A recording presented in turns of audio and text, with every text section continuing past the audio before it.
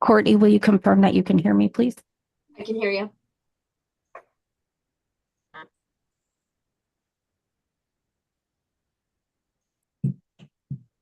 We're going to get started. Okay. Good evening, everyone. This evening is our monthly meeting of the Board of Adjustment. We are committed to a transparent process and encouragement of public comment during our meetings. We will be accepting testimony from all parties. If you wish to testify on any particular petition before us this evening using the Zoom platform, please use the raise hand feature. You can raise your hand at any time and we will recognize you at the appropriate time for the presentation of evidence for each case. If in person, please hand a staff member your speaker's card. Planner Robin Keefe will be moderating the hybrid meeting and will be asked to provide names of those individuals that wish to speak. I would like to call the meeting of the City of Wildwood's Board of Adjustment to order. The board members present today are Mr. Bob Morris, board member, Mr. Mike Lee, board member, Mr. Kevin Lux, board member. He's with us remotely. Hi, everyone. Mr. Anthony Reiner, alternate member, and myself, Arnie Sprunger, acting chair for tonight's meeting. The Department of Planning staff present is Travis Newberry, senior planner, Robin Keefe, planner, Assistant City Attorney Bradley Pryor, and court reporter Courtney Tallman are also present, with Ms. Tallman on Zoom. Okay, first I offer into the record of affidavit of publication pertaining to today's meeting, October 17th, 2024, and take official notice of the zoning ordinance of City of Wildwood, including Chapter 400, Article 2, authorizing and establishing the Board of Adjustment's powers and duties. Now, excuse me. Now let me explain the hearing procedure. Please be aware the information I'm about to describe is also provided on the Board of Adjustment Public Hearing Procedure handout, which was available online prior and up to tonight's meeting. This hearing is informal in its nature. However, the meeting's proceedings will be recorded by a reporter for future transcription if needed. The petitions are called in the order listed on the agenda. As the petition is called, I will ask a Department of Planning staff member to read each request into the record. Thereafter, the Department of Planning will have opening remarks and a brief slide presentation.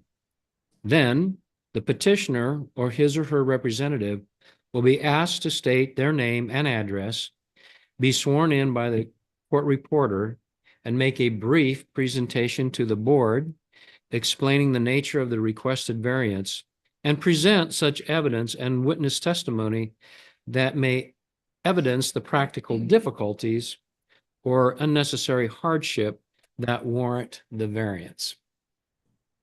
The board will only consider the unique character of the property to determine whether they warrant the granting of a variance. Board members may ask questions to clarify the facts of the petitioner's presentation.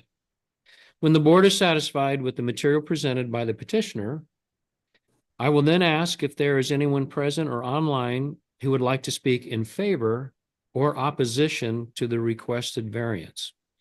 Each speaker will be asked to provide their name and address, be sworn in, and then provide their evidence and oral testimony. Procedurally, the petitioner may request a continuance at any time during the hearing. prior to a call for the vote in order to bring in additional evidence or testimony. The board may also continue the proceedings. After the submission of testimony and evidence from all interested parties, the board will ask a staff person to provide the Department of Planning's report on this matter, if requested by any member of the board, the petitioner, or any individual that is participating in person or online. Once all witnesses have been heard, I will call for a motion to grant or deny with or without conditions. Then the board will vote. At that time, the presentation of evidence relating to the petition is concluded and no further evidence will be permitted. The board may make a decision today. 4 members of the board must vote in favor of the variance for it to be approved. If a variance is approved, the petitioner has 6 months to obtain the necessary permits or establish the use, or it will expire. If the board's decision is unfavorable, the petitioner has the right of appeal to the St. Louis County Circuit Court. This appeal must be done within 30 days of the decision. Okay, Ms. Keefe, are there any questions at this time? Mr. Chair, we do have one participant online. If at this time that person would like to speak, please use the raise hand feature. Also, if there's any. Mr. Chair, I see no. raised hand. Okay, so hearing no questions at this time, the meeting will proceed. So if the department would please read the request, the first case or request into the record, and then follow that by a brief slide presentation, we'll get started. BA 23-24, Jeff and Karen Newton, 2924 Country Point Court, Wildwood, Missouri, 63038. Request an exception to the minimum yard requirements general for the purpose of constructing a new in-ground swimming pool with associated concrete decking and fencing upon the property located at 2924 Country Point Court, locator number 24X420096, Country Point Subdivision Lot 8, which would authorize a northwestern side yard setback distance of 24 feet in lieu of 30-foot standard. This request is contrary to the requirements of Chapter 415.090 NU Non-Urban Residence District regulations of the City of Wildwood zoning ordinance. Property is located within Ward 6.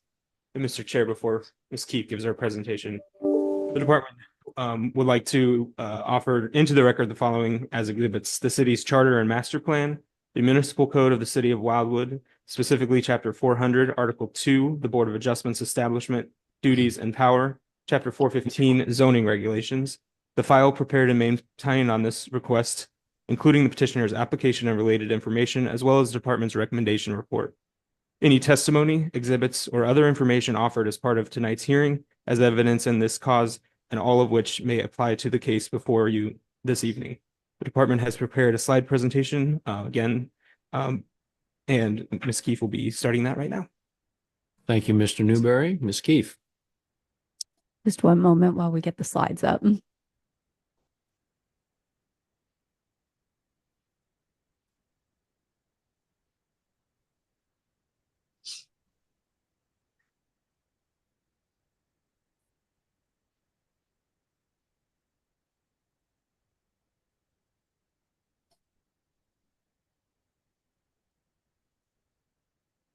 right, Mr. Chair, members of the board. Our first case this evening concerns a side yard setback variance for the purpose of constructing an in-ground swimming pool and related improvements. The subject property is located near State Route 100 and the Old Manchester Road intersection. More specifically, it is on the east side of Country Point Court and north of Booness Lane, both of which are privately maintained roadways. The surrounding property in this area is all residential properties on large lots. The lot is 5.5 or 5.4 acres in size and is part of the Country Points subdivision, which it consists of 8 lots in total. It is zoned non-urban residence district, and that requires a 50-yard front yard setback distance and a side yard and rear yard distance of 30 feet. The lot is occupied by a single-family dwelling built in 1987, which is situated on the northern central portion of the lot. This area of the lot is actually its highest point, with it then descending an overall 72 feet on the property. It's actually got a varied topography. Majority of the property is wooded, with lawn area surrounding the area immediately around the driveway and the dwelling. The applicant is requesting to construct an in-ground swimming pool to the northeast of the dwelling, which is right along the driveway turnaround area. That pool has associated concrete decking and fencing with it. In constructing this pool in that location, it would authorize a 24-foot side yard setback in lieu of 30 feet at this location. They have submitted this pool plan, which has been included in your packet. The applicant's intent with their petition is to preserve 2 old growth trees on their property by avoiding their root systems. So while they could generally build in this location, the reason they need this intrusion into the side yard setback is to preserve these trees. This is the front of the residence looking east. This is Country Point Court looking northeast. This is the entrance to the petitioner's driveway and property looking east. This is looking southwest towards Country Point Court.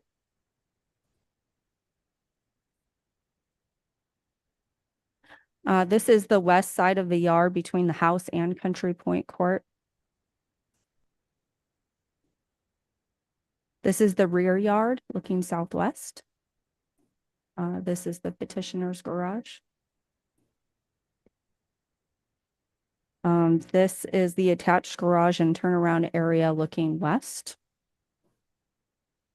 And then turning around, this is the proposed location of the pool looking northeast.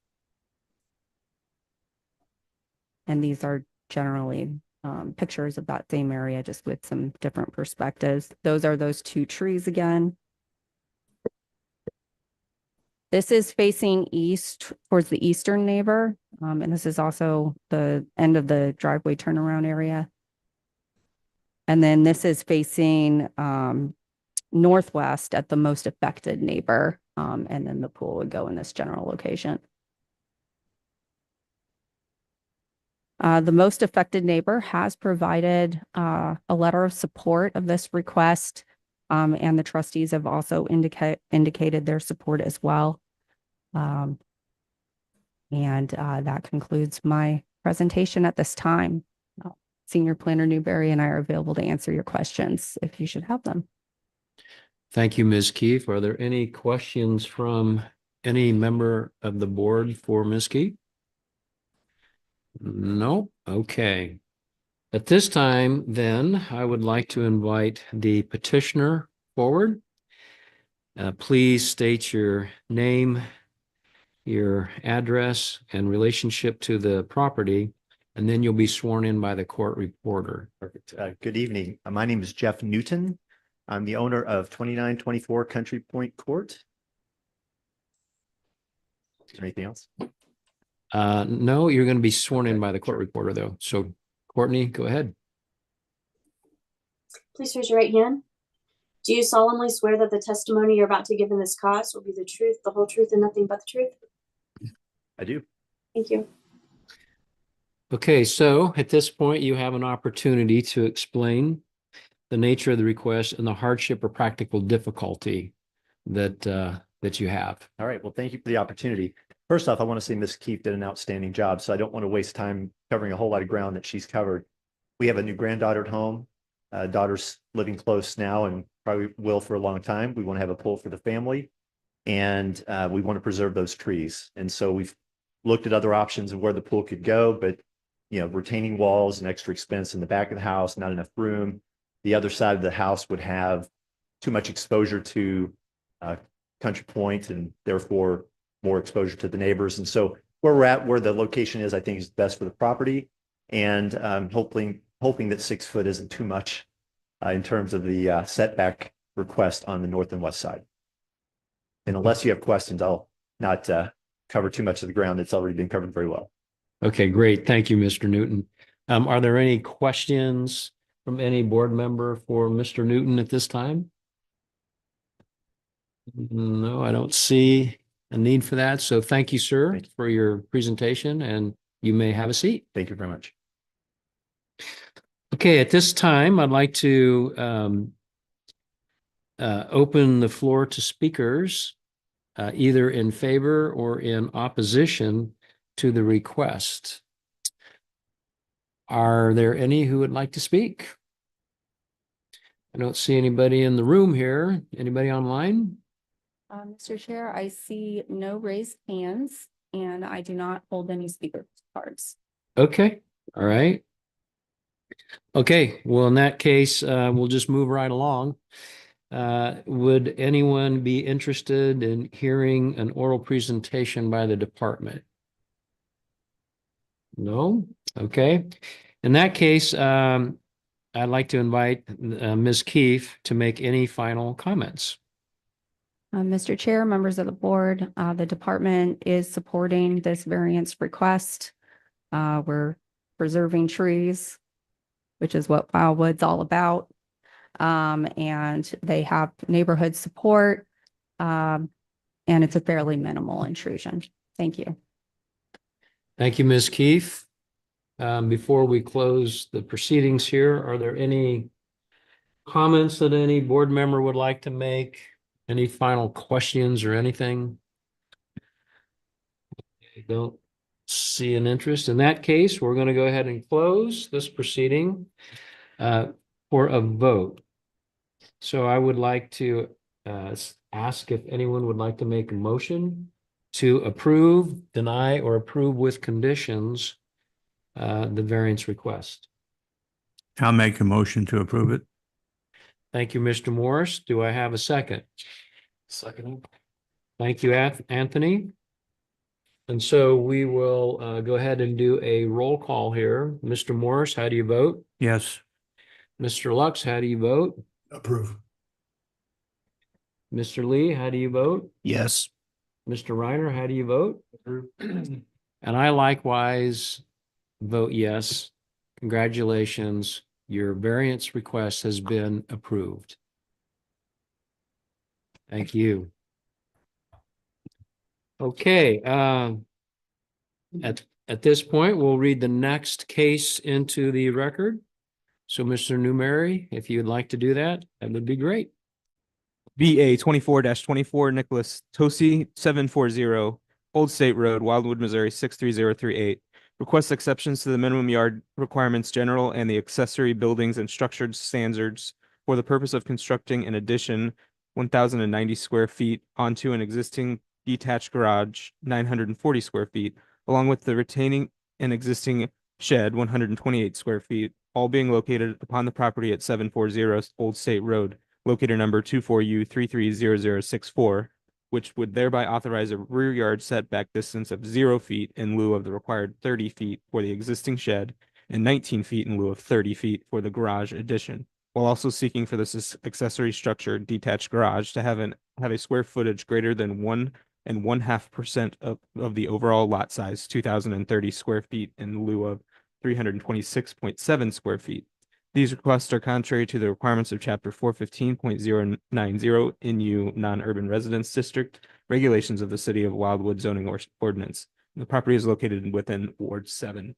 Mr. Chair, for beginning the hearing on this case, the department would like to offer into the record the following as exhibits: the city's charter and master plan, the municipal code of the city of Wildwood, specifically chapter 400, article 2, the Board of Adjustments, establishments, duties and powers, chapter 415, zoning regulations. The file that was prepared and maintained on this request, including the petitioner's application and related information, as well as the department's recommendation report, and any testimony, exhibits, or other information offered as part of tonight's hearing as evidence in the cause, all of which may apply to the case before you this evening. The department has prepared a slide presentation, as you mentioned, pertaining to the case, and Ms. Keefe will begin that shortly. Okay, thank you, Mr. Newberry. Ms. Keefe, if you would provide that presentation. Mr. Chair, let's just give it one moment for these Yes, slides. we'll be patient here. A lot of buttons to click.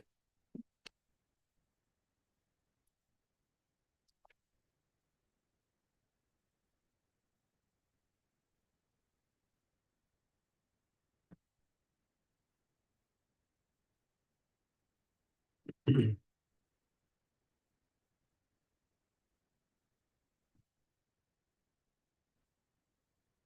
right, Mr. Chair, members of the board. Our second case this evening concerns a rear yard setback and also a lot coverage or size variance for a new detached garage addition, and also a rear yard setback variance for an existing shed. Nope. For a little further along.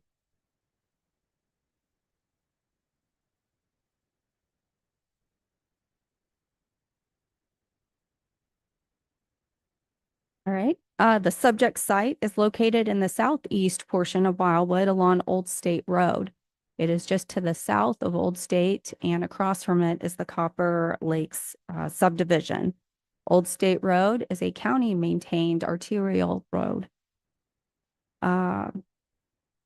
This is a fairly residentially dense area, as you can see from the aerial.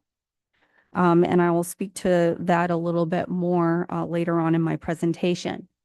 There is also a unique circumstance here, which is illustrated a little bit better later.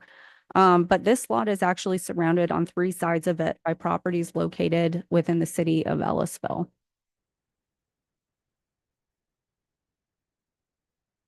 The subject property is a half-acre parcel, which is much smaller than the 3-acre minimum required by its zoning district, which is the non-urban residence district.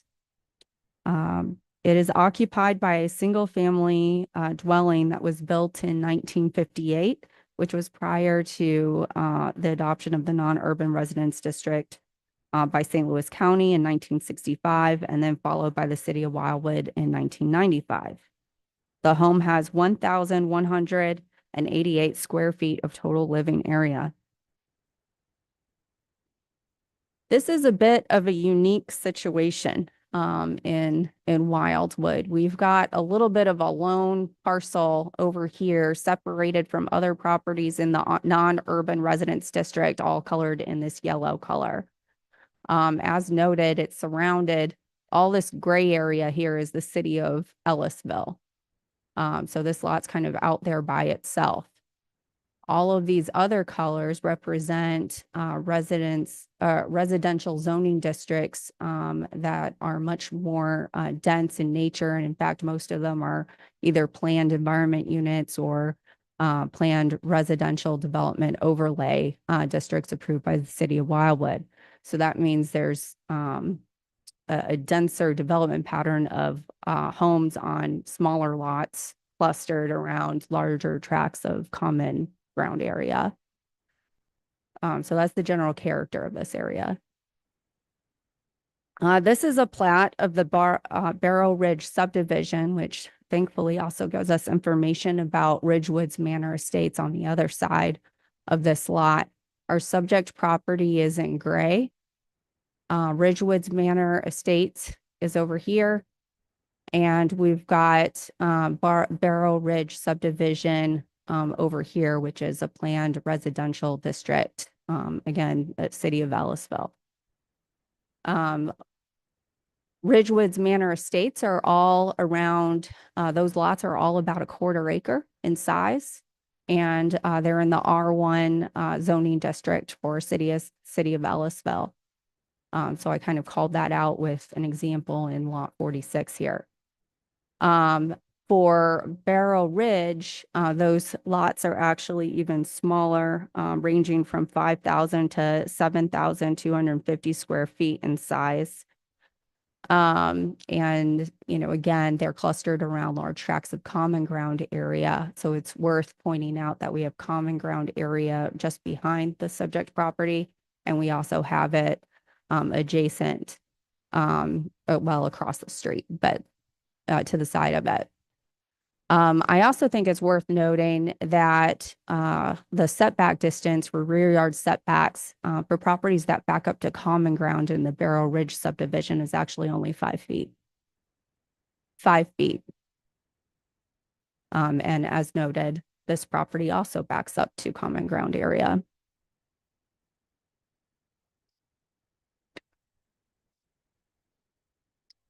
So here is what the petitioner is proposing. He has an existing garage on his property. This existing garage also has an adjacent shed to it, which I don't think is featured in this site plan, but that's not the subject of our variance. He is proposing to expand his garage with this lighter colored rectangle here. Oops, sorry about that. So his idea is to have this new expansion flush with the existing garage, which is why he needs a rear yard setback distance for it. We'll talk about the lot coverage element in just a moment. The other variance request has to do with an existing 8x16 shed, which is in the rear yard setback area. And he's requesting a 0-foot setback distance for that shed. So because we're in the non-urban residence district, we have a stipulation that accessory dwellings, and unfortunately you can't see it very well on the screen here, but I had calculations. I don't know if you can do anything about that. Like, yeah, it has to do with, I think, that bar. Oh, thank you. Appreciate it. Okay. So in the non-urban residence district for lots that are 5 acres or less in area, and keep in mind the non-urban residence district, the minimum lot area size is meant to be 3 acres. But we require that it be no more than 1.5% of the total lot area, which in this case, if that were followed, no structure over 326.7 square feet would be permitted on this lot. Other residence districts in the city do not have this stipulation. If you look at the size of the existing garage, it is 940 square feet. The proposed addition is 1,090 square feet for a total of 2,030 square feet. So it seems like a lot. But that's why I'm trying to give you all of this analysis so that you have an idea of the unique situation of this property, particularly as it's sized and also where it's located.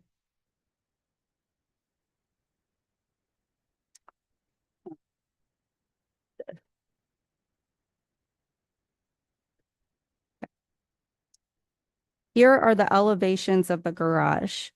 The addition will be is proposed to be taller than the existing garage. And this has to do with the roof, I believe. And you all should have received an architect's statement in your packets and before this meeting, kind of explaining why these design choices were made. So the garage is tallest at the roof peak at 16 feet, which is still lower than the main residential dwelling on the property. This is the western elevation of the garage, looking at it from the side. The garage addition, I should say. So here is the view of the property. This is the front of the residence, and this is looking south.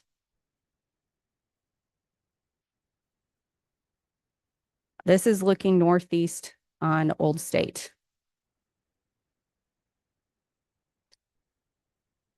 This is looking north across the street from the property, but this other portion of Old State as well.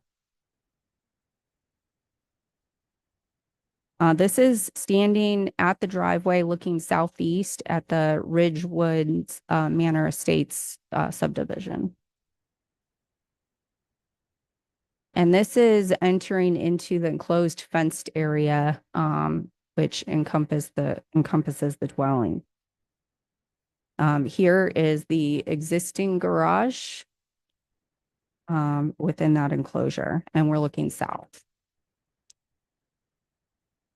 This is the area of the lot that's currently open and not encumbered by any sort of accessory structure.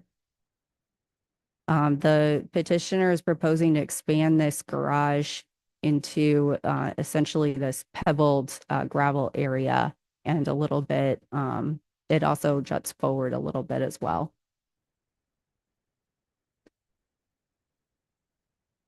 So this is a different view. This is standing to the west of the existing garage facing northeast. This is southeast in the rear yard. This is looking south at the fence in the rear yard property line, and back behind it is that common ground area.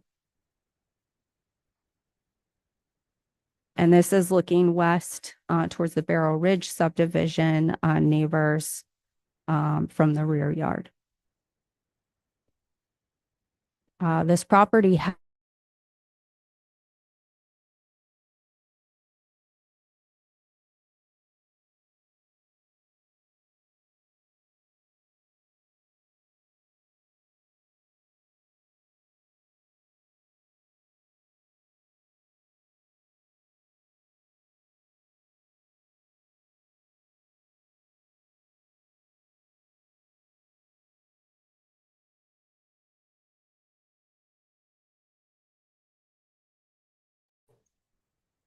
Robin, can you hear me?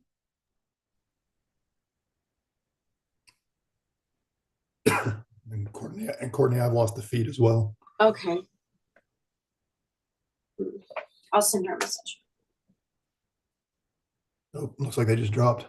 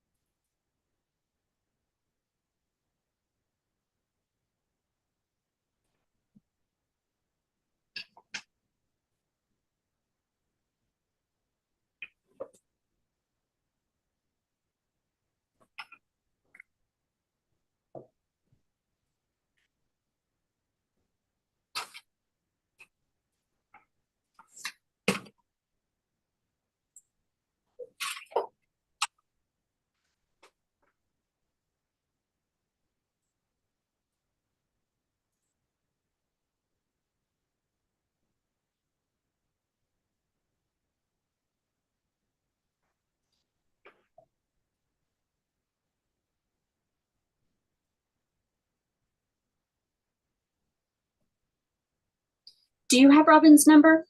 I don't. I was just looking for it. I just have her email. Yeah, I emailed her. I don't have her number either. Oh, here they are.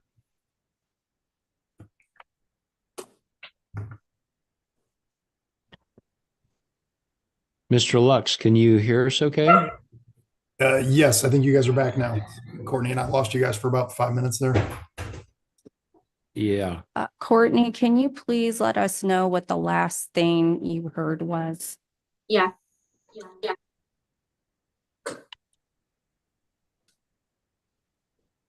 Um, and this is looking west towards the Barrel Ridge subdivision, our neighbors from the rear yard.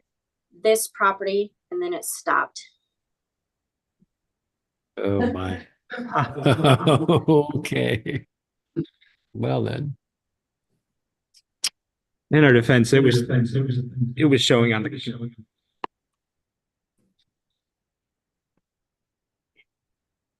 I can't hear you.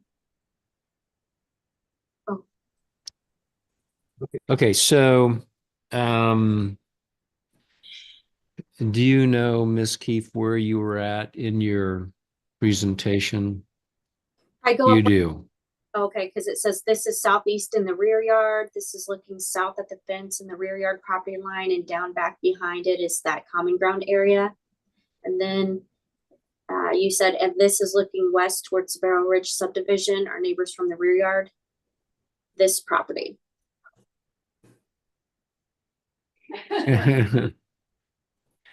Okay, well, we will hit the rewind button here a little bit. And Ms. Keefe, if you could pick it up from there and carry us forward, that would be super.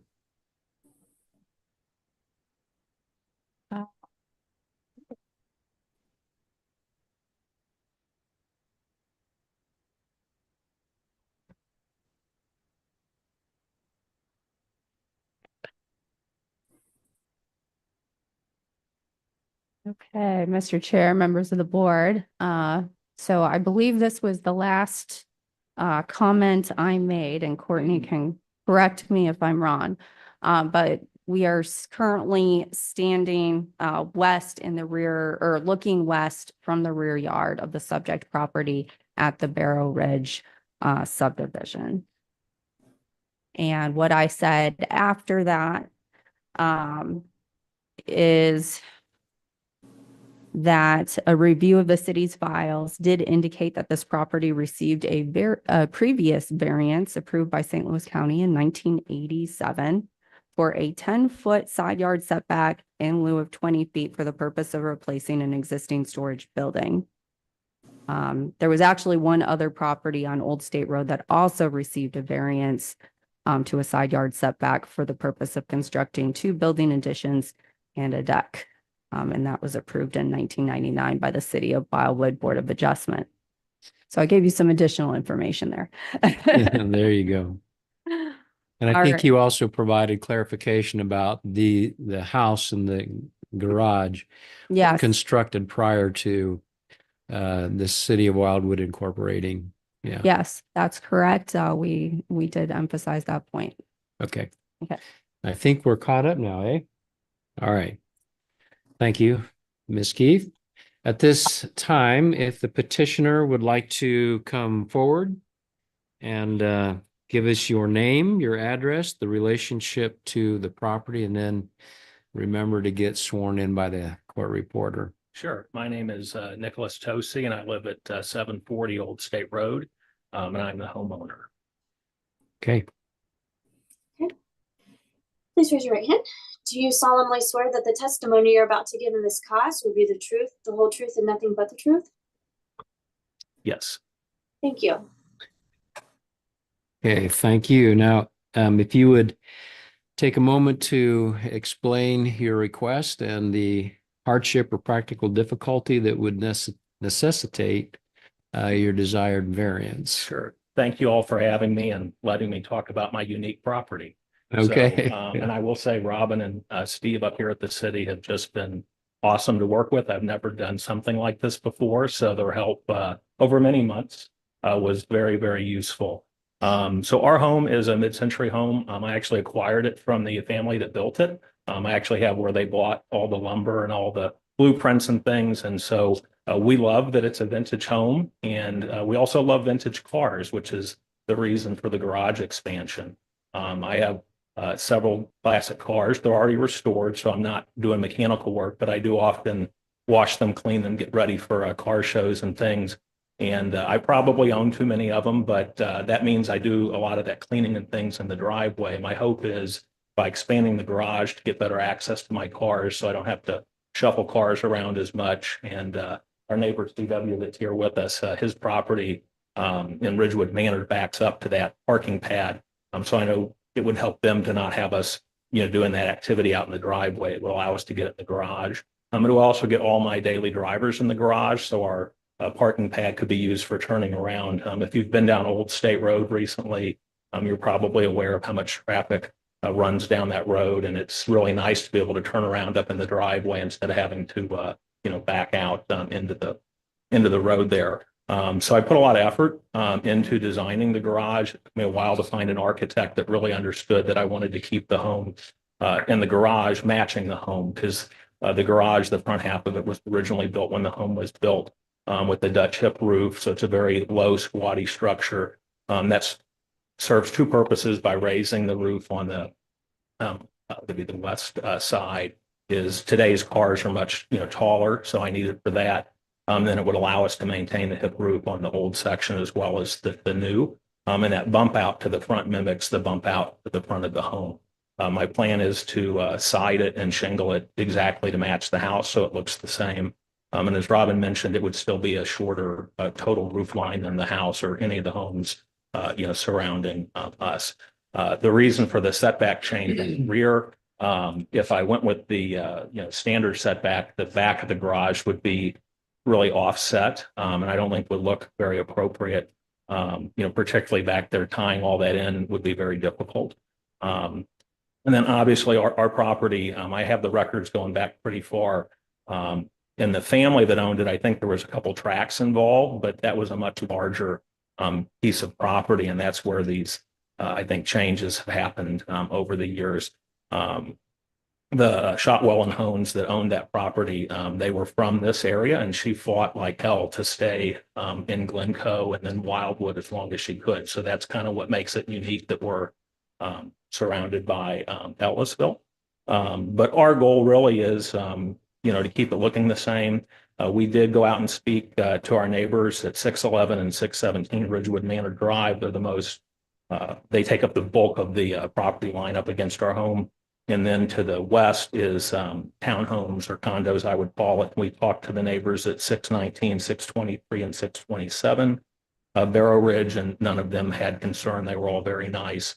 And they said, hey, look, there's so many trees plus the street in between. And they're looking at a side of a garage either way, right? So there's that.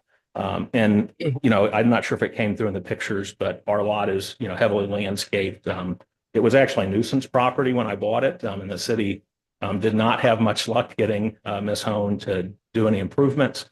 So we had to clean up a lot of dead trees, and we've since planted quite a few new trees, and we'll do that obviously, around the new garage. And the way this is constructed, it's taken over that gravel area, so very minimal intrusion to our actual green space in the yard.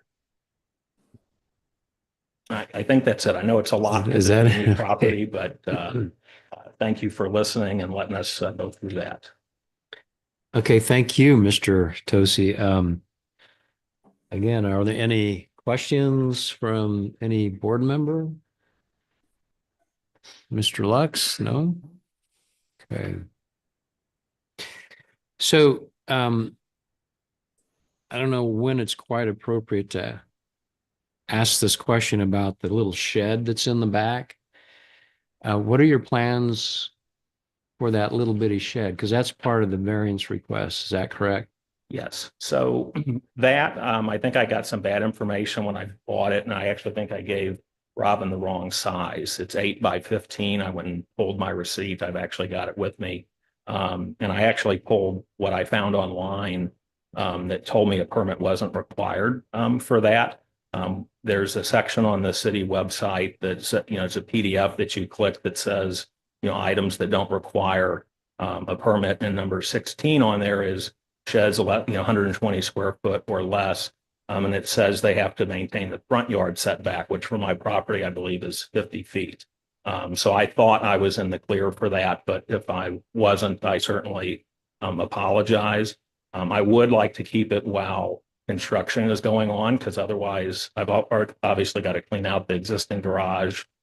Where does that stuff go, right? I'd have to rent a pod or something, which would not look as nice. That shed, I actually spent quite a bit of money to have it, it's on skids, it's not on a foundation or anything. I spent quite a bit of money having it custom built and painted and roofed to match the house. And it is 8 foot tall, so it's under the 10-foot requirement for sheds. But if I have to get rid of that to get to the garage, I'm, obviously willing to do that. So, but the intent was not to break the rules I thought I was following. Okay. All right. If I may. Yeah. To clarify for the board, a building permit is not required for a shed that's 120 square feet. Or less in square or in size and area. However, a zoning authorization is required and it can't be in the side or it can't be in the rear yard setback area. Okay, so permit's not required, but it has to stay out of the setback area. It does need a zoning authorization from the city of Wildwood. Okay. So the building permit has more to do with its construction and building code. The zoning authorization has to do with what we're looking at this evening, which has to do with where things are on the lot, density, that kind of thing, having to do with zoning. So they would have still needed approval from the city of Wildwood. They just wouldn't have been sent over to St. Louis County for the building. So I think,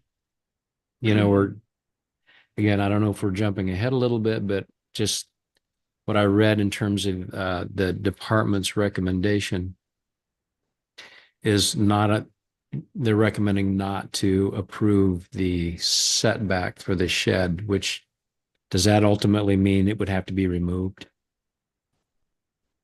Yes, it does.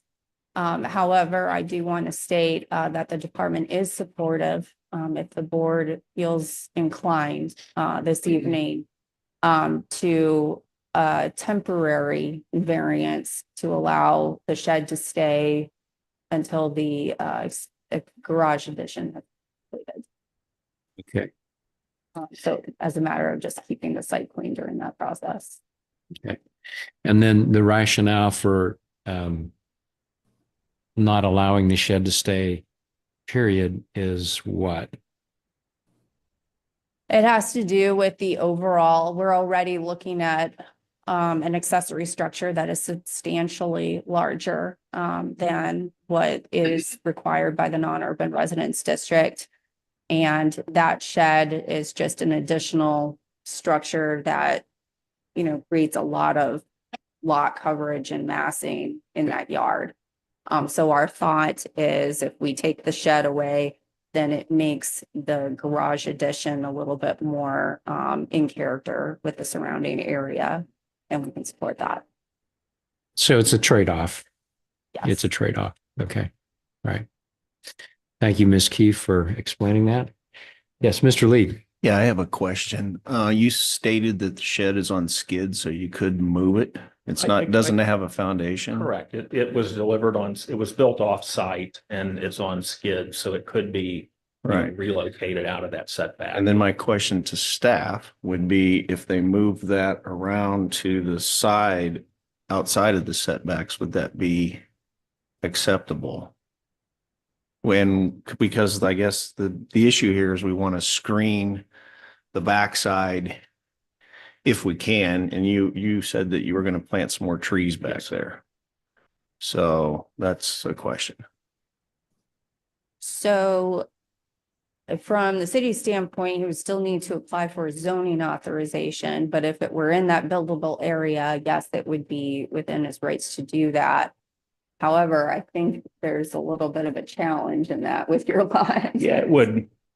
So this isn't what I do every day, so correct me if I'm wrong. I think there is enough side yard setback to the west, so on the Barrow Ridge port side, I don't know that it would look good to put it there. But then it would be, inside what is, or outside, I should say, of the, setback area. I don't think it would look good. I guess, once the garage is built, I could try that, but, I really, as much as I hate to give up any storage, the art, that's kind of my life. That's what I do with all my free time.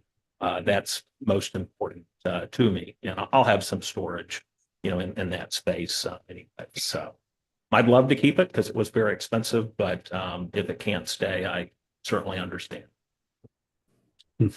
So your request basically, if we move forward with this and support staff's decision, is you want to use the shed temporarily until the garage is constructed. Right, because even though they're not, the existing garage is staying, there is some minimal work that has to be done to tie the structures together.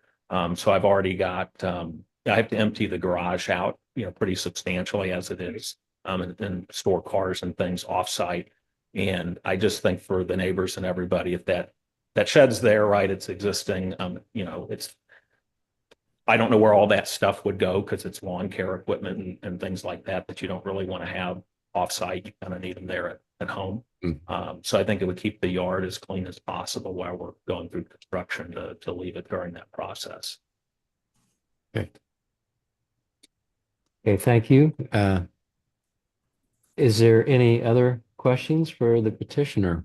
Yeah, sorry to excuse my voice, but apologies also if I missed it, but when was the storage shed installed, year-wise? I have the receipt. It would have been like 2020.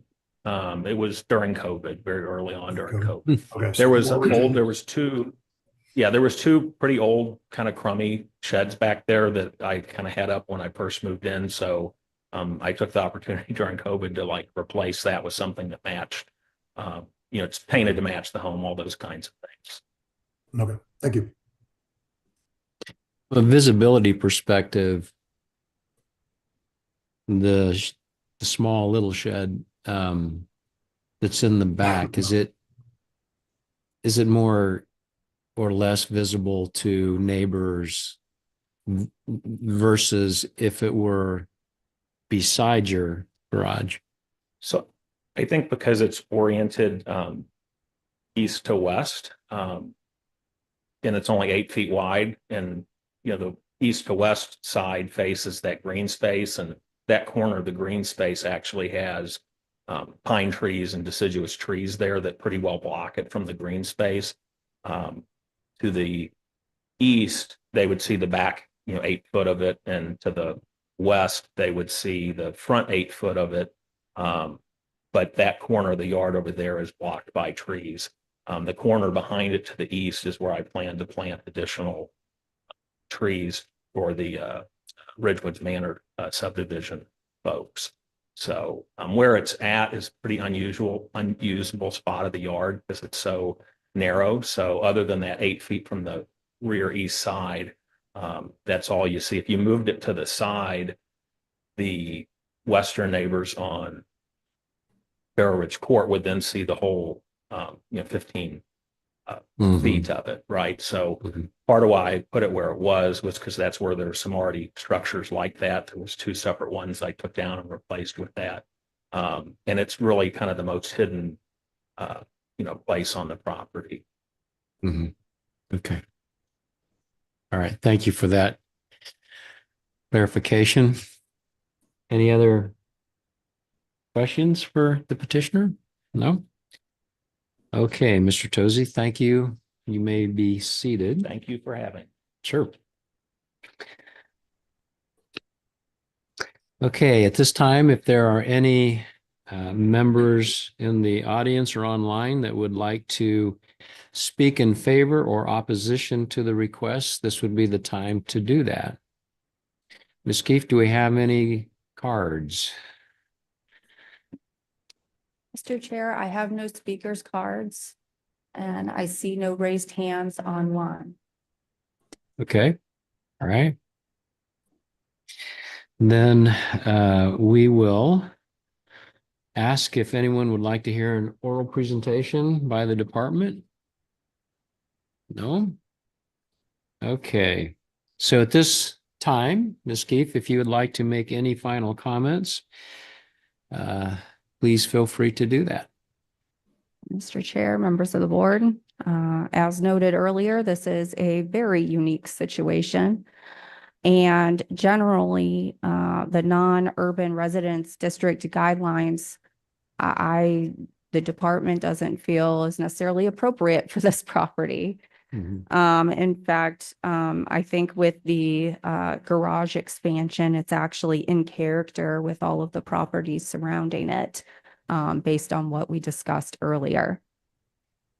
There is a clear hardship associated with the size of the lot in the non-urban residence district and the age of the dwelling and the building pattern at that time.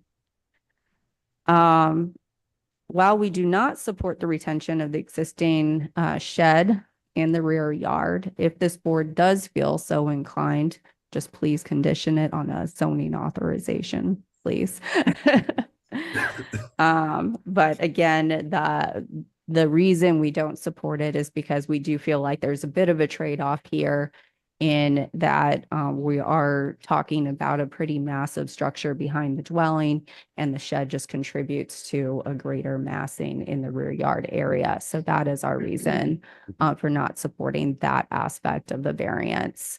But we do support the garage expansion. And I can attest as the person who visited the property to take the photos and had to back out of their driveway onto Old State Road. That I essentially had to use my City of Wildwood muscle in the city van to stop traffic and just let me out, because otherwise I would have been there for 30 minutes. So the turnaround really, I think, would improve the situation on the property in terms of safety. Thank you. Okay, and yeah, so there's kind of two things going on here. There's the garage addition, so to speak, and then the little shed in the back. Again, just to clarify, the little shed in the back, if he moved it, if the petitioner moved it, so he's out of the setback, he would still need to have authorization from planning and zoning? From the City of Wildwood staff. It would be a staff review. Okay, all right. So the city would still have to approve him having the little shed? He would have to go through zoning authorization where he submits a site plan saying, this is my project, this is where I'm putting it. Please give me approval. It's a pretty quick, easy process. Yeah. It's not coming before a Yeah. board or a commission. But he would have to do that even if we felt like it's in the back, it's okay. He would still need to have the zoning authorization. Yes, and that's the case with almost any case that Sure. you approve a variance for. Typically, the next step is now you need to get City of Wildwood zoning authorization and then get sent over to county if your project if it's applicable. In this case, it would not be. Okay, all right. Okay, thank you. Any other questions for Ms. Keefe? Okay, so at this point, if we have any comments or discussion even amongst ourselves about this particular variance, this would be the time to do that, I think. It is a bit unique in that there's kind of two things going on there. So I just want to make sure there's opportunity for people to, to ask questions. Can we approve the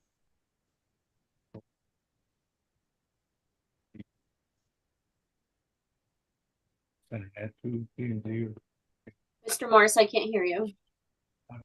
we do that? Yeah. Sorry, So if you had asked your how do we question split again. it? How do we split? You're agreeing to one and disagreeing with the other. The shed. Well, I mean, how do we put that into a Emotion? Yeah. Yeah, I mean, you could state the motion that I make a motion to, approve the garage addition. Yeah.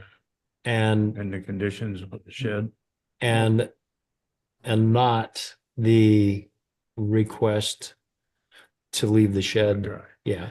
So I think we can figure out the wording to do that if that's what we want to do. Yeah. Okay. Right, Mr. Chairman. So in that situation, there could be the motion like you had just described, or because they're technically two separate variances, there could be two motions and two separate votes. So one focusing on the garage addition and then the other focusing on the shed. You know, that seems like that would be cleaner, Yes. actually, but yeah. Okay. I think at this point, we're gonna go ahead and close the proceeding and we're gonna go into our vote. So, Mr. Lee, would you like to make a motion? I'll make a motion and hopefully this will clarify this. So the motion is to approve staff's recommendation with the exception that the shed be allowed to stay during construction until he gets a C of O for the garage expansion, or if the shed is relocated in an appropriate area that conforms to city setback. And then at that point in time, he will have to go through the process of submitting to staff. Correct me if I'm wrong, but I don't think that very last part is really necessary because he can do that as of right. Right. We can scratch that then. So the motion would be to keep the shed until C of O is granted for construction of the expansion or relocate in an appropriate area within the lot that conforms to setback. And Mr. Chair, sorry to interject, but just for the crowd and the record, the C of O is the certificate of occupancy. Thank you. So the motion also includes the approval of the garage addition. That's the start of it. Okay. And I'm not even going to ask to repeat it to make sure we got that right. Do I need to, Mr. Pryor? As long as everybody's in agreement with what the motion was, that'll suffice. Okay. All right. Well, let's just make sure. Okay, so the motion is to approve the addition to the garage. Okay. For the Variance. for the garage, yes. Mhm. Okay. And the conditions are keep the shed during construction. And then if he chooses to move it within the permitted setback area or outside of the setback area, then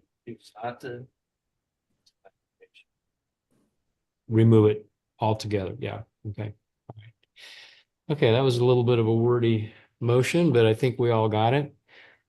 Yeah. Okay. Do we have a second? The key. I word think I is understand it, so I'll second it. occupancy.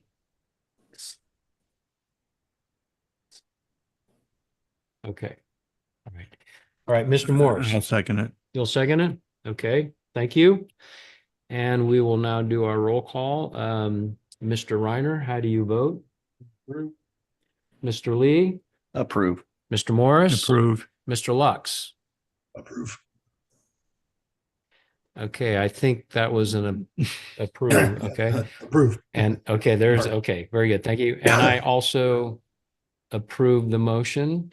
Congratulations, your variance with all of its language around it has been approved. Okay, with the mentioned conditions. Okay. Ooh, all right, great. Thank you very much for that. And at this point, Mr. Newberry, if you would read the next and I believe our final case for this evening into the record, and then Ms. Keefe will give us a presentation. EA 25-24, Kevin Elliott, 1171 Breton Woods Court, Wildwood, Missouri, 63005. Request an exception to the natural resource protection standards for the purpose of expanding an existing fence with a maximum height of 54 inches and installing new pool equipment on a 3-foot by 12-foot concrete pad being situated upon the property located at 1171 Breton Woods Court, locator number 20V420083, Breton Woods subdivision, lot 5, which would authorize the installation of these improvements within the final natural resource protection area. The overall length of fencing planned is 600 linear feet and generally to be placed in the rear and southern side yard setback areas of the lot, with all of it indicated within the 100% protected area of it. This request is contrary to the requirements of Chapter 420.200, Natural Resource Protection Standards and Procedures of the Subdivision and Development Regulations of the City of Wildwood Municipal Code as applied to the properties located within the NU Non-Urban Residence District, Chapter 415.090 NU Non-Urban Residence District Regulations of the City of Wildwood Zoning Ordinance, and Planned Residential Development Overlay District, PRD, Ordinance Number 1025, which was approved by the City of Wildwood City Council on December 8, 2003. Subject property is located in Ward 2.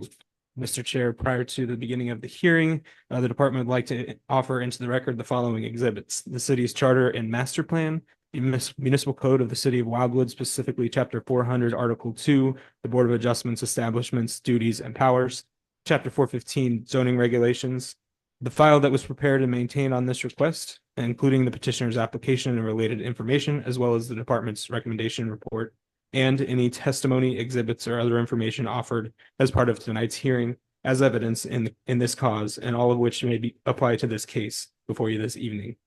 Thank you, Mr. Chair. Thank you, Mr. Newberry and Ms. Keefe. Let's go.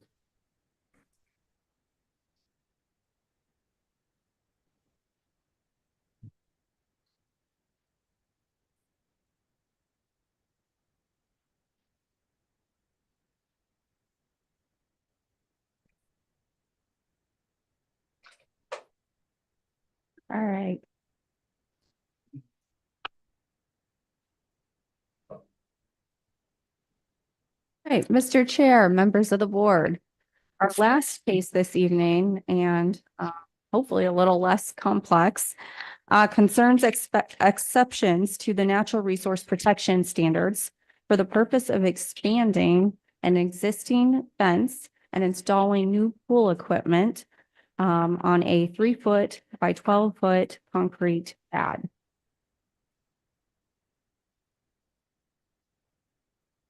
The subject property is located in the northeastern portion of Wildwood in the Breton Woods subdivision, which intersects with Orville Road. Subject lot is 2.51 acres in size and zoned non-urban residential residence district, and also has a planned residential development overlay district upon it, or PRD. Lot sizes in this PRD range from 1 acre to 3 acres in size. The dwelling on this property was constructed in 2017 and has 4,451 square feet of total living area. A substantial portion of this lot is protected by our natural resource protection standards, which are intended to protect areas of the property susceptible to storm, runoff, and erosion. Also, a part of this project, but not the subject of this variance, is the construction of an in-ground pool, which will go within the existing fenced-in area. However, it is not in the natural resource protection area. But they submitted their plans to give you that bigger picture. Okay, so here is what the applicants are proposing to do. This blue rectangle here is the existing fence on their property. They are planning to take out this X'd out portion and expand it to this purple line, which would roughly follow the perimeter of this portion of the property.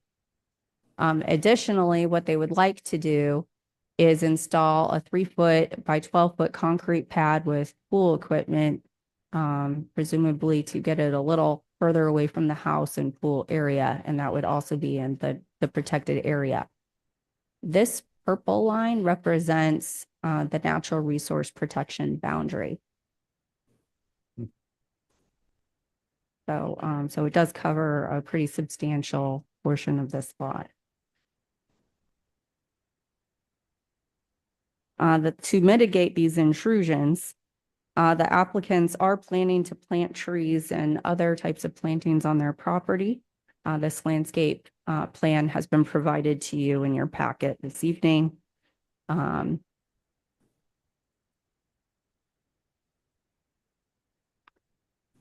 This is the front of the residence, subject residence looking east. This is looking west. It's slightly north at Breton Woods Court.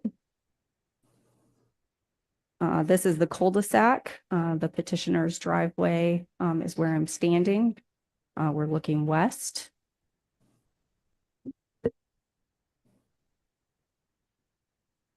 This is looking north at the side of the petitioner's residence. And here you can start seeing the existing fence. And their intent is to match with this existing fence. So that's what the new fence would look like. This is looking east. This is the area of the property that would be enclosed by additional expanded fence. This is looking west at their neighbor.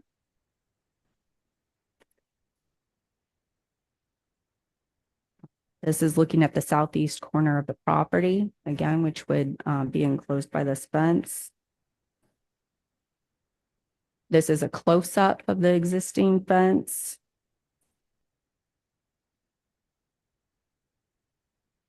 This is looking north along the rear portion of the existing fence. And the plan is to expand the fence to the tree line here.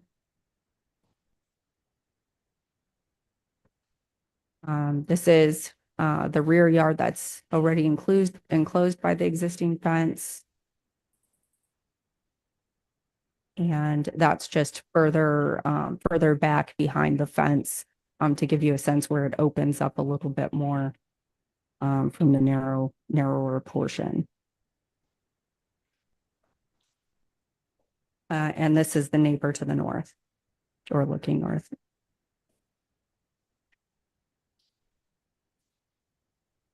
And this is the other side of the dwelling looking east.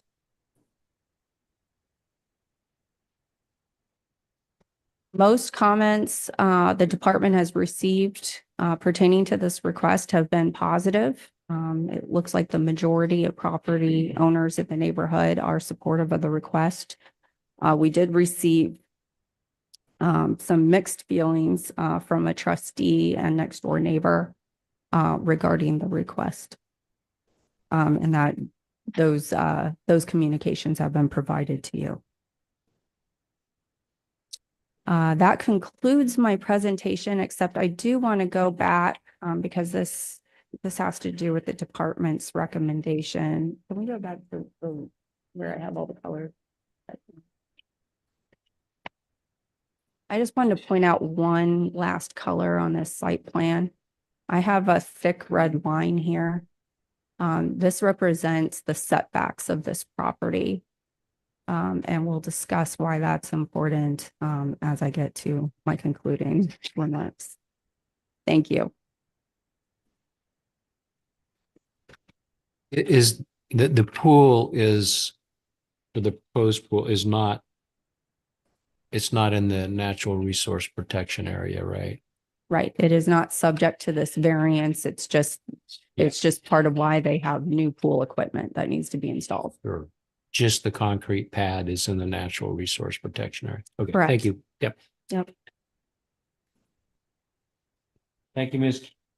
Thank you, Ms. Keefe. Are there any questions for Ms. Keefe from any of the board members? No?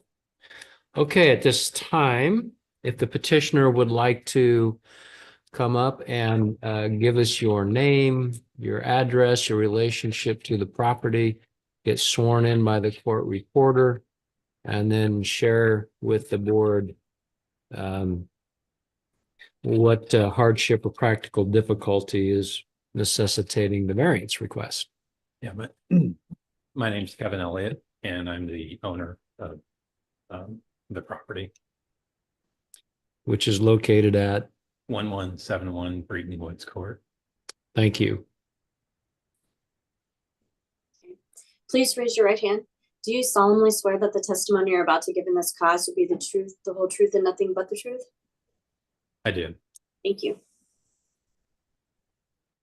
Okay, you have the floor. Okay. Yeah, so my wife is traveling and couldn't be here this evening, so I did bring along my youngest son, Matthew, sort of as a life experience for him. We actually, our family has lived in Wildwood for more than 25 years now. And in 2016, when we decided to build our forever home, we chose to stay in Wildwood, both because of the community and because of, all the nature that's provided here. So that's very important to us. So our project is, that we're planning to put in a pool, and, there's actually the two items for the variance this evening are the pool equipment and the fence, as Ms. Keith mentioned. So originally the pool company had wanted to put the pool equipment on the sort of that diagonal side, directly with my neighbor's property. And that in some ways violates some of the HOA indentures of being able to see the equipment from the street. And so I had asked the pool company to move the equipment as far back as they could to the other side of the property to mitigate that, and also to reduce the amount of noise, both for myself and for my neighbor. So based upon how the house was placed on the property and where the NRPP boundary is, that would essentially put the pool equipment like dead center in the middle of my backyard, which, isn't ideal, obviously. My understanding is that the department is not in support of putting, of approving that 3x12 pad in the NRPP property. And I guess my statement to that would be that, I guess I would ask you to consider that approval anyways, because of really two things. One is that the area is completely flat. And so, by shifting it 20 feet, which would still be within the setback area, since that's all flat land, it wouldn't contribute to any additional runoff, which is my understanding of, the main reason for the NRPP in the first place. And the other thing is that, I did get both HOA approval, virtually the entire subdivision was in support of the request. And I feel like having the equipment in the middle of the yard would actually reduce the property value because of, its location, and it would be pretty strange to be there. The second part of the variance pertains to the fence itself, and wanting to expand it. There's really, I guess, two main reasons that we're asking for that. One is that we do want to plant a whole bunch of additional trees. Some of them are, like fruit trees, like maybe apple or peach, but also some native Missouri plants as well, including, dogwoods, maybe a pawpaw tree, some American hazelnuts. And having the fence expanded would allow us to plant those without having to put, individual cages or netting around every single one of them, because we do have, on any given night, anywhere from 5 to probably 25 deer that come through, and they eat, like literally everything. The other reasoning behind wanting to expand the fence is that, about 5 years ago, We got a rescue dog from the Humane Society, and he's a combination of Husky and Malamute, both two sled dog breeds, and he just loves to run, something laps the yard. And because we're putting the pool in, we wanted to make sure that there would be enough space for him as well. So I guess those are, I think that's it. Thank you for giving me the opportunity to speak. Sure. Thank you, Mr. Elliott. Before you sit down, I want to give the board members an opportunity to ask any questions that they may have, if they have any. Yes, no? Mr. Lux, I don't, yeah, you don't have any. So if you do have a different location, you could put the pad if you needed to. Yeah, again, it would be sort of the middle of the yard, but I mean, yeah, I mean, it could live there. And where you do want to put it, you said is pretty much just flat. Yeah, there's absolutely no slope to it. It's, within the setback that I have a 30-foot setback on the back of the property. Yeah, it's not in the setback. No. It's, yeah, right. It's inside it. Yeah. Mhm. And it's, yeah, completely flat.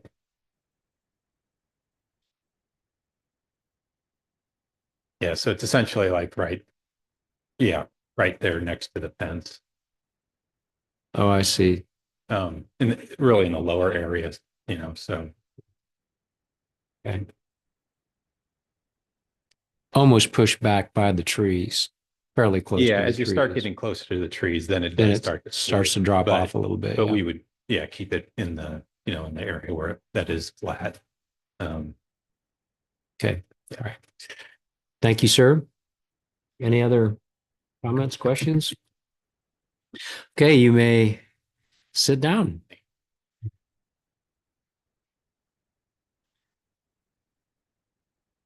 Okay, Mr. Lee, you have a, I have a question for staff. So, Mr. Newberry, natural protection area setbacks can be moved.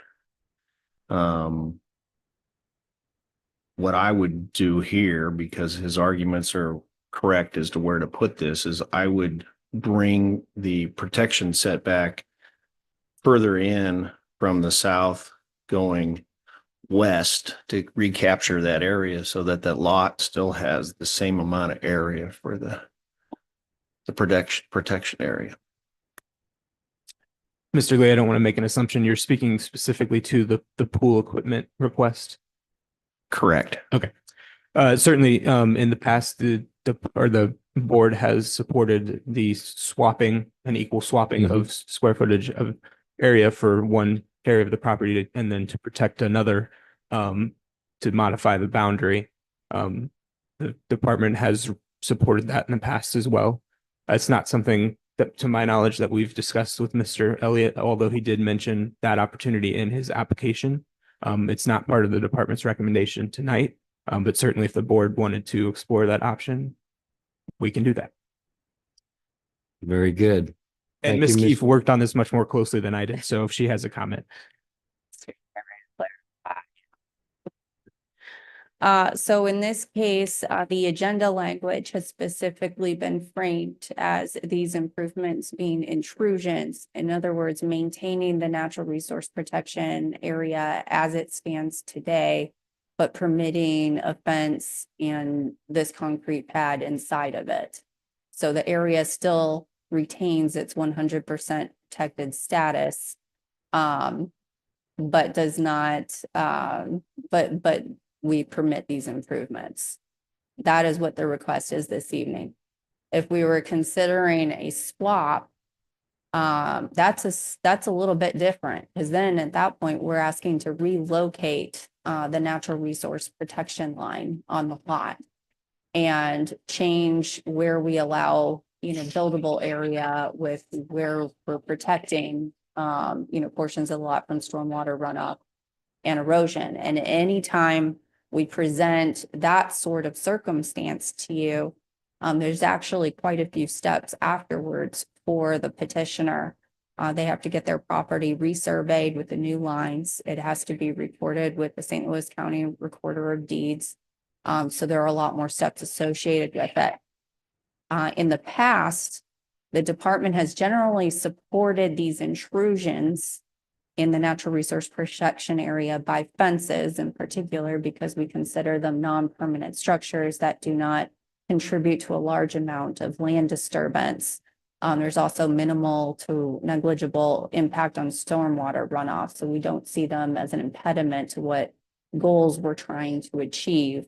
However, by taking it into this variance process, it does, permit us to mitigate in some ways what happens here. In this case, the petitioners are submitting a landscape plan.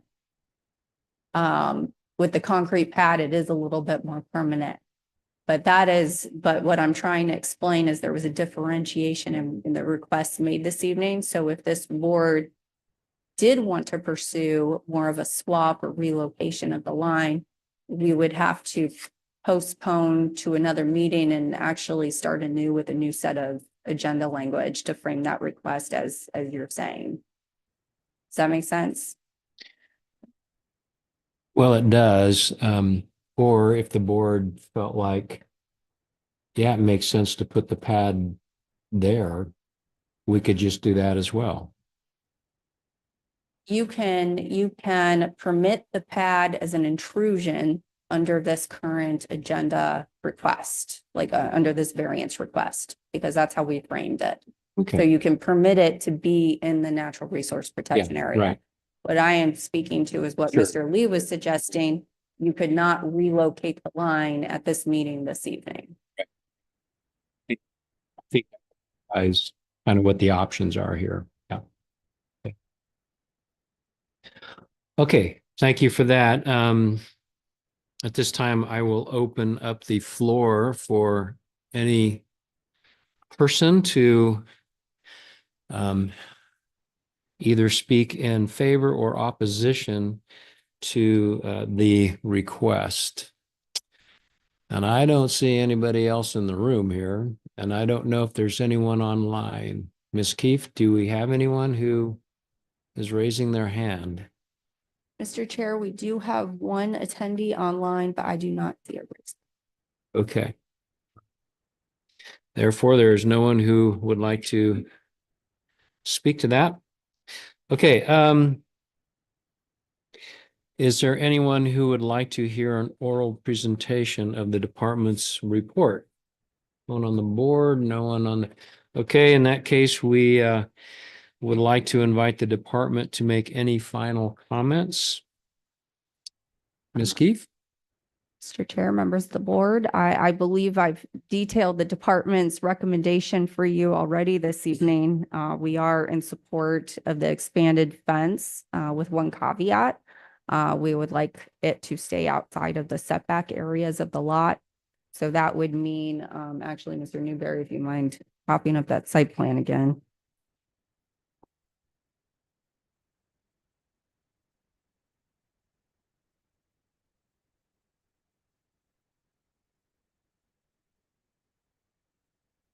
So that would mean shaving this expansion down just a little to where that red line is.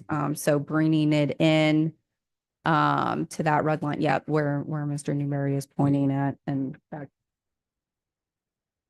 Do it on the screen. So taking this into that red line, and then on the side, also taking it in a little bit to the red line. And I've explained our reasoning for supporting the fence. Again, we've found that it generally the goals of the natural resource protection area can be accomplished in conjunction with a fence, particularly of this type, where it's an open rail type fence where things can go through it. The department does not support the placement of the pool equipment in the natural resource protection area. And that's generally because it is more permanent there. And it is going to, it's pervious surface. You're taking up that area. And so stormwater can't run through it like it could a fence. However, if you were so inclined to go that way, and we're not, again, our recommendation is against, I would, probably suggest conditioning it upon approval of a landscape plan by the Department of Planning as part of its Okay. zoning authorization process. Thank you. So I do want to just ask you a question. The pool pad, it's gonna go in. And if we require that to be moved outside of the natural resource protection area, I don't know, what is he moving it, 10 feet, 15 feet or whatever? But it's still going to rain on the pad, even if I'm just trying to get my head wrapped around this. He's not wanting to put the pad on a steep slope or anything like that.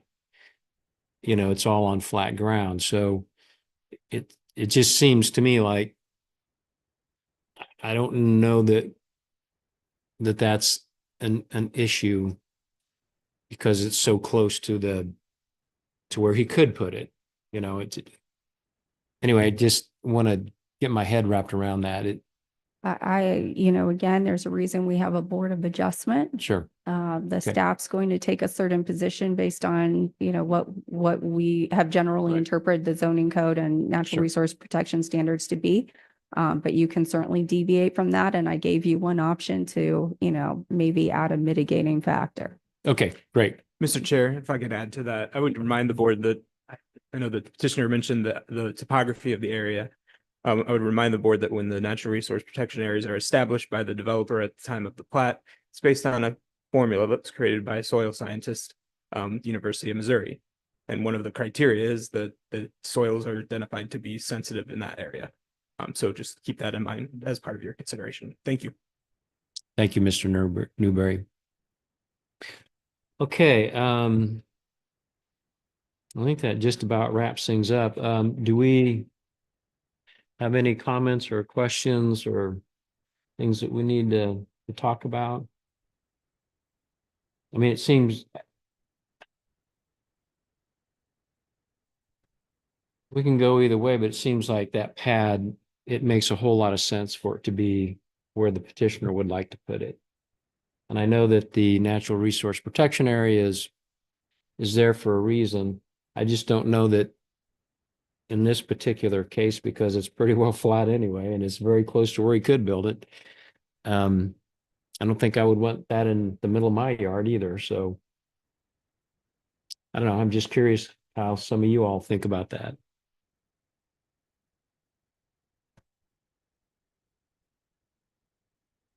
I would agree with the site plan layout, and staffs could agree with a Landscaping plan? landscaping plan Mhm. review and would mitigate some of those issues. Mhm, mhm. Okay. Mr. Chair, Okay. could I add one thing? Sure. If the board were to consider approving the variance request for the pad, in addition to the landscape plan, if you could also give us a condition relative to any kind of on-site stormwater management that may need to be put in place to mitigate any runoff, that can be done by our Department of Public Works.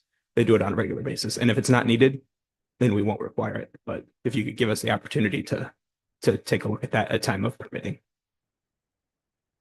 Okay, so if we did approve it, you are requesting that it also be contingent upon a stormwater review by the city. Yes, Okay, yeah. similar to the landscape plan. Yeah, we would be adding impervious surface to an area that is protected for a reason for soils. So technically there's faster runoff, Right. Okay. even though it's a small area. Right. Okay. Okay. Well, at this time, we are going to close the proceeding for a vote. And I would like for someone to take a shot at making a motion on this particular variance request.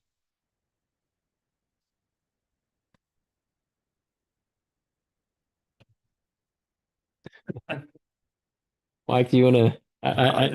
All right, I'll make a motion that we accept staff's recommendation for the fence and that we allow the equipment pad to be installed in an appropriate place, which is where the applicant is asking for, but it's contingent upon staff's review of a landscape plan and Public Works review of these stormwater issues that may be associated with this.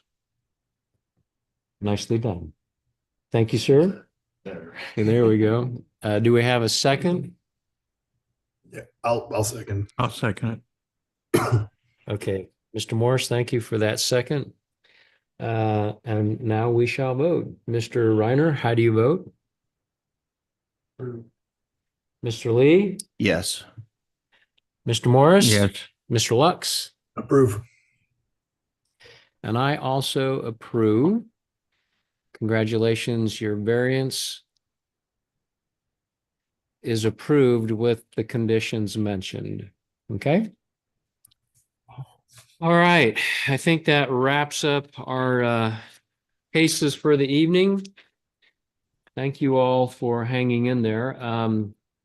We do have some extra business that we need to take care of. One is to approve the minutes of the board's September 19th, 2024 meeting. We'll need a motion to approve those minutes. Okay, Mr. Morris makes a motion to approve. Do I have a second? Second. Mr. Reiner seconds it. We're just going to do a voice vote in favor. All say aye. Opposed? Okay, that motion is approved. The second item has been postponed to the next meeting. I believe that is the bylaws, or is that what we're talking about here? I think. That is correct. The draft bylaws discussion is postponed. As we said, we're working hard to get it to you by the end of this year. We were optimistically thinking we might get there this month, but we'll come back to you in November. Okay, very good. We'll wait on that. So we need to actually go into closed session. So we're going to need a motion from someone to go into closed session under legal actions, causes of action, litigation, or privileged communications between the city's representatives and its attorneys. RSMO 610.021 subparagraph 1 is what it looks like, 1994. So would someone like to make a motion to go into closed session? If I could say something real quick, Mr. Chair. Yes, sir. So if we make the motion and the vote passes to go into closed session, the court reporter no longer has to remain on Zoom. And then there's the additional question of whether or not Mr. Lux remains at the meeting as well due to his not being physically present at the meeting. So the Tonight.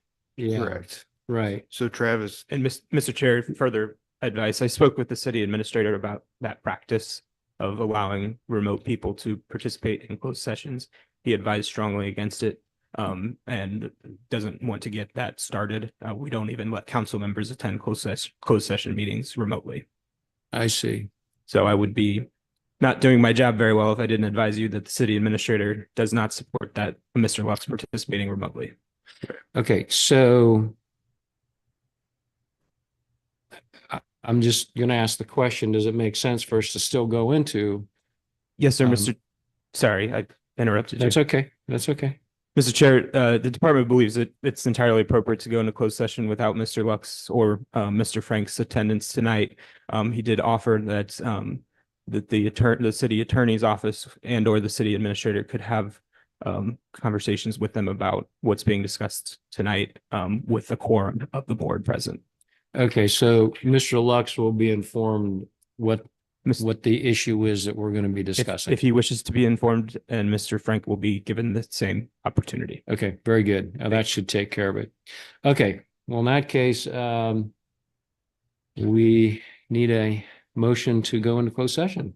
I'll make a motion to end the public. Mr. Chair, I think Mr. Morris made the motion and Mr. Reiner seconded it, and we just didn't take a vote prior to Mr. Pryor's comments. Is that correct, Courtney?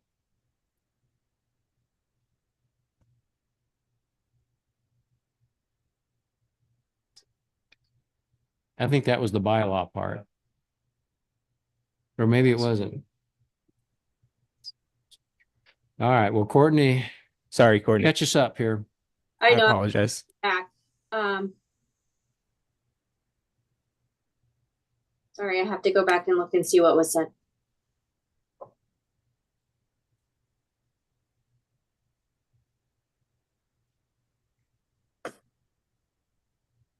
Okay.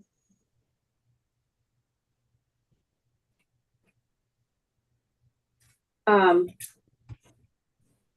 just going to do a voice vote in favor of, I'll say yay. I'll say aye. That motion is approved.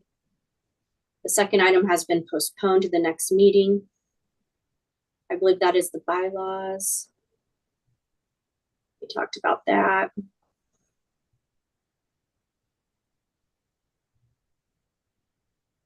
No, we never closed it. We talked about going into closed session. Okay, I apologize. That's okay. That's all right.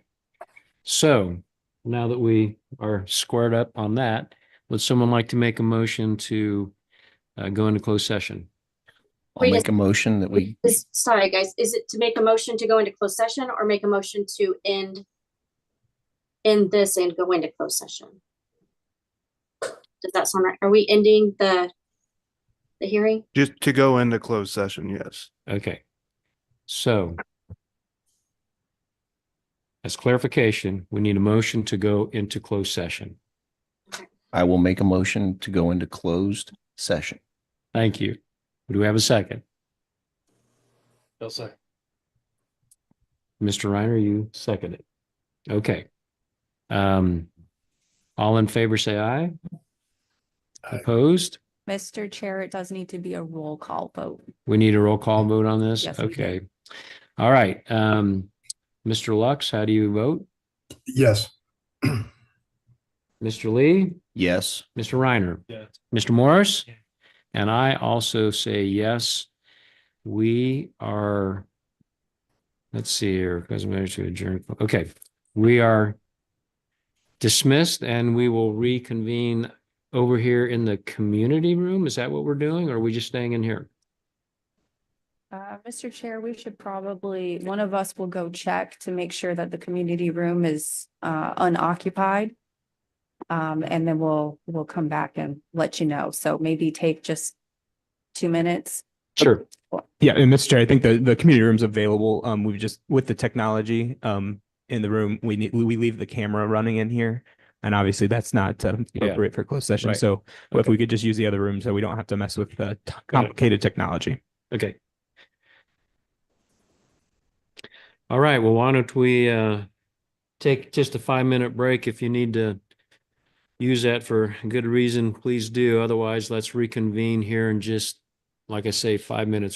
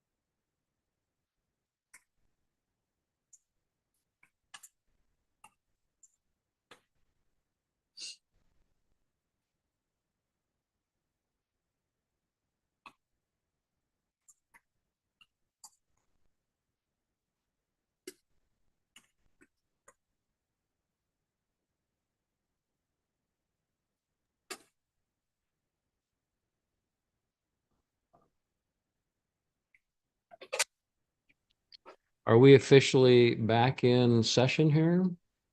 We are. Okay, just in time to request a motion to adjourn. Would someone like to make that motion to a meeting tonight? I'll make a motion that we adjourn. I think it's just a voice. Yeah, vote, you, Mr. you can Chair. do a voice vote. All right, we'll do a voice vote. All in favor of adjourning our meeting tonight, say aye. Aye. Those opposed, nothing. Thank you. This